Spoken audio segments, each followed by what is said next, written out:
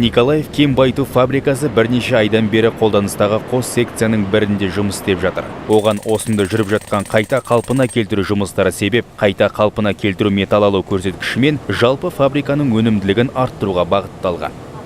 Если в данный момент мы перерабатываем Қазіргі сәтте біз 1.800.000 тонна руда өңдейміз. Қайта қалпына келтіргеннен кейін 2.200.000 тонна руда өңделмек. Соған сәйкес алынатын мырыш, мыс және қорғасын қоспалары көлемі де артады.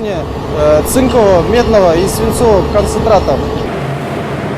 Фабриканы қайта қалпына келтіру барысында қолданыстағы диірмендер жаңғыртылып, сорғы гидроциклонды қондырғылар мен өзге де жабдықтар орнатылады. Мұның бәрі түптеп келгенде Артемьев кенішінде өндірілген кенді толық өңдеуге мүмкіндік береді.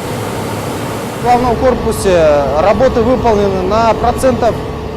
Бас корпустағы жұмыстардың 80% атқарылды. Жаңа диірмен жаңғыртылып, флотациялық паркте жаңа флотациялық машиналармен толықты.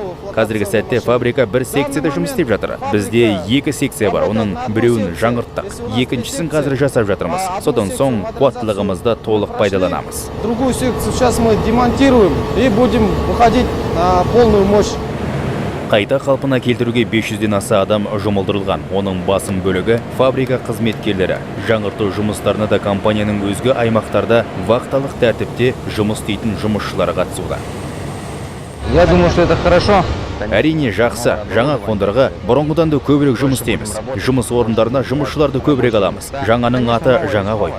Біз ресейлік қондырғылармен жұмыс істемекпіз. Жақсы жағы осы. Әрине, келешекте қайта өңдеу көлемін арттырып, сапалы металл алу үшін жаңа міндеттер жүктеледі.